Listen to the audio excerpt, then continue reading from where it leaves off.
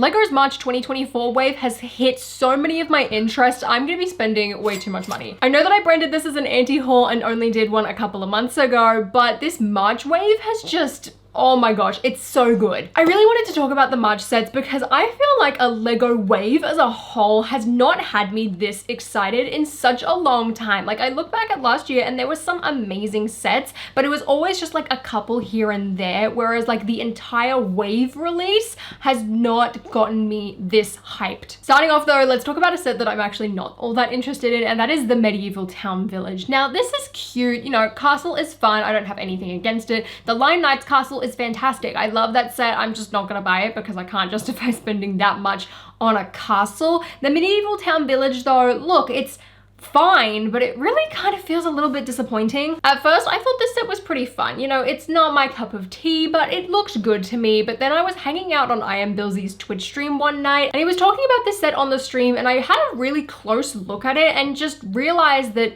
this is actually not that impressive of a build. I've seen a photoshopped image of this set in front of the Lion Knights castle, and I think it's a really nice pairing. Like, together they go really well. It's really exciting for any castle fans, but when it comes to the actual like just structure of the set, I don't really think it's that special. I had a look at the old medieval village and that thing just looked so impressive. It was really nice and colorful. There was a lot of really nice techniques in order to make up the exterior buildings. And the one issue that I have with this set, like straight off the bat, was that it just didn't feel very lively. And this set is $400. Now, that is something we're going to talk about a little bit later too, but for $400 and just looking at this set, like, I just don't think it's anything all too special. I kind of feel like they just like threw a goat in there and were like, yep, that will sell now because like everyone wants goats. But like, just look at this building on the left. Like, you cannot tell me that that roof is like overly too exciting. Like, it just feels very two-dimensional to me. I'm sure that everyone who's a castle fan is still going to enjoy this set and love it, but considering the standard of a lot of LEGO icon sets these days, this just feels like a really weak link and a really disappointing sequel. The next thing I want to talk about is the Formula One lineup that LEGO is doing. So firstly, there's the whole Technic range. There's a bunch of other Technic sets that I just don't care about, and they've got some new Technic Formula One cars.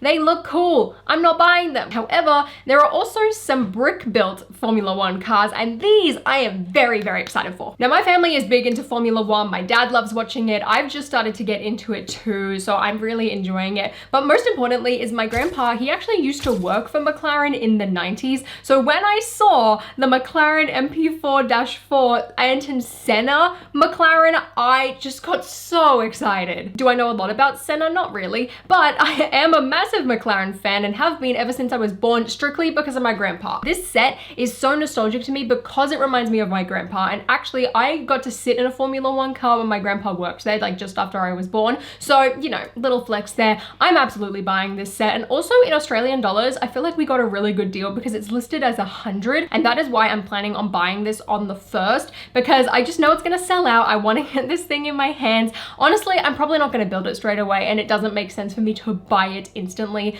for that reason, but I'm just so excited. I showed my mom and she was like, yep, we have to get that set. So it's a big win in my book. Continuing on with McLaren though, as soon as I started getting to Formula One, I was supporting McLaren instantly. So when they released a Speed Champions Formula One McLaren, man, I'm so excited, and I'm so glad that it's a single set as well, because I bought the dual pack when they did the Mercedes one, and I really like this model. So now that they've got a McLaren one, I'm just, you know, I'm absolutely sold. I'm really interested to see how the tires look, because it looks like they're actually printed this time, which is really cool, unlike this one where it was kind of just like a piece that sat on the top. Overall, I'm really excited for this set, and I want to buy it on the 1st, but at $40 for a Speed Champions car now, I just can't justify it. That is an absolute ripoff. I know specifically with the Formula One as well, like, you've got to pay for all of the sponsors that are on the stickers of the car. I get why it's priced the way it is, but I know that if I just wait, I can buy it on a discount on Amazon or on double points, and I would much rather do that, especially with the amount that I'm buying on the 1st anyway. This is going on my to be bought list, or TBB. That's an acronym I just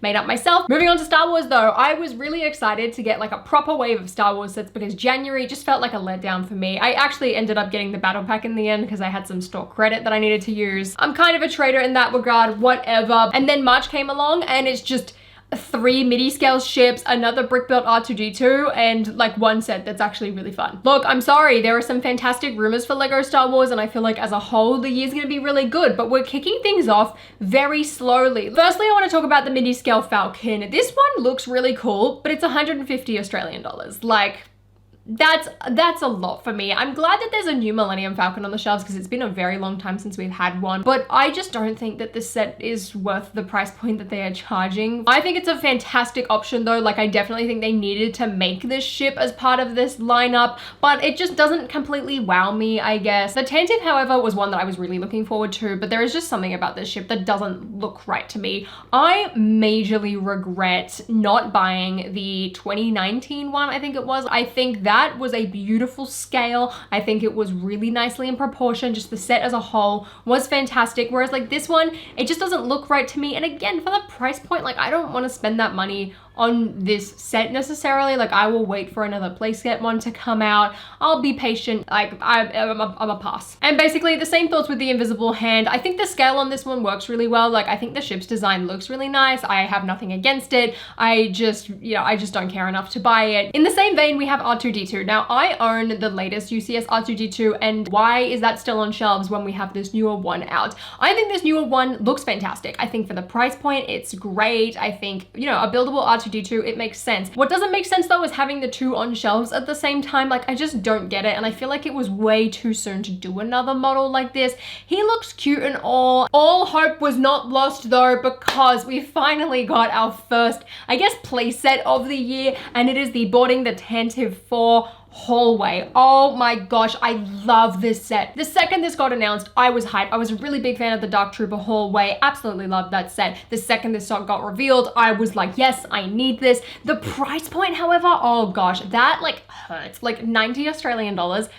I've placed an order for one using up some of the leftover store credit I had at this one place. So I am getting this set on March 1st, and luckily for me, it doesn't feel like I spent anything either. And then I'll probably pick up a second on May the 4th just to like get another promo or something like that. But I love this set. It just sucks that that's like the only Star Wars set that I'm super excited for, especially because like the next launch is probably going to be like May the 1st, and the Sith Infiltrator apparently doesn't even have a Padme in it anymore. I'm feeling a little let down on the Star Wars front so far this year. But that's okay. I can feel let down with Star Wars because Disney, on the other hand, has come out at the park absolutely swinging. They have got a home run. First up, let's talk about Snow White's cottage. Now you might have noticed the pink Disney princess box on the floor behind me. That is my old childhood Snow White cottage that my sister and I used to play with. Technically it's hers, but I have stolen it because I'm gonna use that for my Snow White cottage video, because you betcha I'm ordering this on the 1st of March. Now, like the medieval village, this is $400, but my stupid brain looked at the price point, looked at the cottage and was like,